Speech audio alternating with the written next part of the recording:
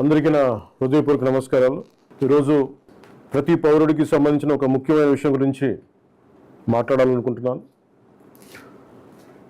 Freedom of speech and expression అనేది మనకి రాజ్యాంగం కల్పించిన ప్రాథమిక హక్కు. ఆ హక్కుని నేను గౌరవిస్తాను. ఎన్డీఏ ప్రభుత్వం కూడా గౌరవిస్తుంది. సోషల్ మీడియా ఇప్పుడు మన రోజువారీ జీవితంలో ఒక భాగం అయిపోయింది. మన అభిప్రాయాలను చెప్పడానికి, ప్రజా సమస్యల్ని ప్రభుత్వ దృష్టికి తీసుకురావడానికి, ఒకరితో ఒకరు అనుసంధానం అవడానికి, ప్రభుత్వాన్ని ప్రశ్నించడానికి ఇది ఒక శక్తివంతమైన వేదిక. కానీ మనం గుర్తుంచుకోవాల్సిన ఒక ముఖ్యమైన విషయం ఉంది. ఫ్రీడమ్ ఆఫ్ స్పీచ్ అనేది పూర్తిగా అపరిమితమైన హక్కు కాదు. దానికి కొన్ని పరిమితులు ఉన్నాయి.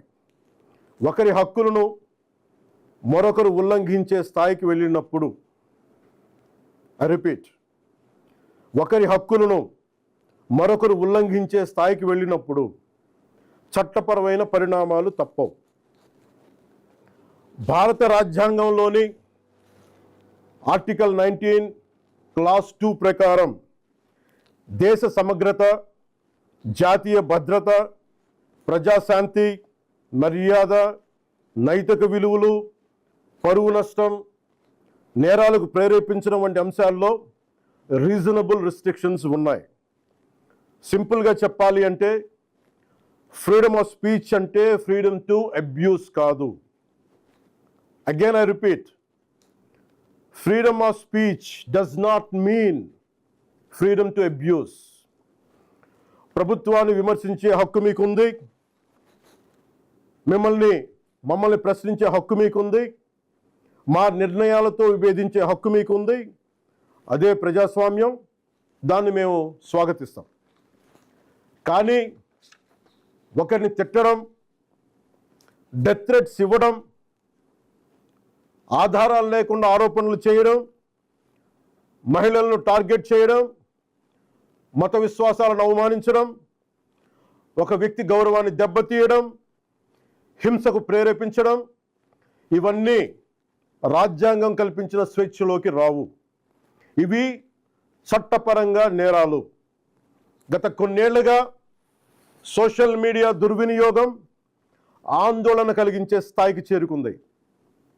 చాలామంది ఫేక్ అకౌంట్స్ వెనక దాక్కొని అసభ్య పదజాలం ఉపయోగించడం, వ్యక్తిగత దూషణలు చేయడం, పరువు తీసే ప్రయత్నాలు చేయడం, ఆధారాలు లేని ఆరోపణలు చేయడం, fake propaganda, mark photos, death threats, organised harassment వంటి చర్యలకి పాల్పడుతూ ఉన్నారు. మహిళల్ని ముఖ్యంగా అత్యంత అసభ్యంగా టార్గెట్ చేస్తూ ఉన్నారు. చివరికి దేవుళ్ళని, దేవతల్ని కూడా వదలట్లేదు. దేవుళ్ళని, దేవతలపై కూడా ఉద్దేశపూర్వకంగా అవమానకర వ్యాఖ్యలు చేస్తున్నారు. ఇవన్నీ కూడా ఫ్రీడమ్ ఆఫ్ ఎక్స్ప్రెషన్ కింద రావు. ఇది హెల్దీ క్రిటిసిజం కాదు. ఇది ప్రజాస్వామ్యం కానే కాదు. ఈ సందర్భంగా ఒక విషయం చాలా స్పష్టంగా చెప్పాలనుకుంటున్నాం. Constructive criticism, fair comment, satire ఇవన్నీ ప్రజాస్వామ్యంలో భాగమే. విభిన్న అభిప్రాయాలను వ్యక్తం చేసే హక్కుని మేము పూర్తిగా గౌరవిస్తాం.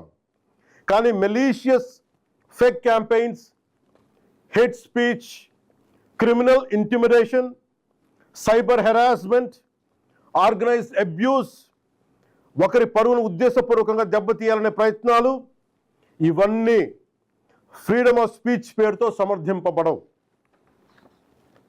ఇంకో విషయం చాలా స్పష్టంగా చెప్తున్నాం. నేరస్తులకి, నేరానికి కులం లేదు, మతం లేదు, రాజకీయ పార్టీ లేదు. ఐ రీఐటరేట్, నేరానికి, నేరస్తులకి కులం లేదు, మతం లేదు, రాజకీయ పార్టీలు లేవు. తప్పు చేసిన తర్వాత కులం, మతం, ప్రాంతం లేదా రాజకీయ వెనకాలు దాక్కోవాలని ఎవరు ప్రయత్నించకండి. చట్టం ముందు ప్రతి పౌరుడు సమానమే. నేరం చేసిన ప్రతి ఒక్కరిపై చట్ట ప్రకారం చర్యలు తీసుకోబడతాయి. సోషల్ మీడియా దుర్వినియోగం వల్ల ఇబ్బందులు ఎదుర్కొంటున్న ప్రతి ఒక్కరికి ఈ సందర్భంగా నేను ఒక మాట చెప్తా ఉన్నాను. మీరెవ్వరూ ఒంటరి వారు కాదు. మీకు ప్రభుత్వం అండగా ఉంటుంది. డిప్యూటీ చీఫ్ మినిస్టర్ ఆఫీస్లో సోషల్ మీడియా దుర్వినియోగానికి సంబంధించిన ఫిర్యాదులు స్వీకరించేందుకు ప్రత్యేక వ్యవస్థని ఏర్పాటు చేయబోతున్నాం. స్క్రీన్ షాట్స్, లింక్స్, వీడియోస్ లేదా ఇతర డిజిటల్ ఎవిడెన్స్తో ఫిర్యాదు చేయవచ్చు. ప్రతి జెన్యూన్ కంప్లైంట్ను పరిశీలించి సంబంధిత అధికారులకు పంపించి చట్టపరమైన చర్యలు తీసుకునేలా చేస్తాం. అలాగే పదే పదే ఫేక్ అకౌంట్స్ ద్వారా దుర్వినియోగానికి పాల్పడుతున్న వారిని గుర్తించి వారి వివరాలని ప్రభుత్వానికి అందించాలని బాధ్యత గల పౌరులుగా కోరుకుంటున్నాను. ఇది కేవలం ప్రభుత్వ బాధ్యత మాత్రమే కాదు, మీ అందరి బాధ్యత, మనందరి బాధ్యత. ఇలాంటి నేరాలకి పాల్పడిన వారిపై భారతీయ న్యాయ సంహిత BNS, భారతీయ నాగరిక్ సురక్షా సంహిత BNSS, ఇన్ఫర్మేషన్ టెక్నాలజీ యాక్ట్ 2000 మరియు ఇతర సంబంధిత చట్టాల ప్రకారం కఠినమైన చర్యలు తీసుకుంటాం. కేసు స్వభావాన్ని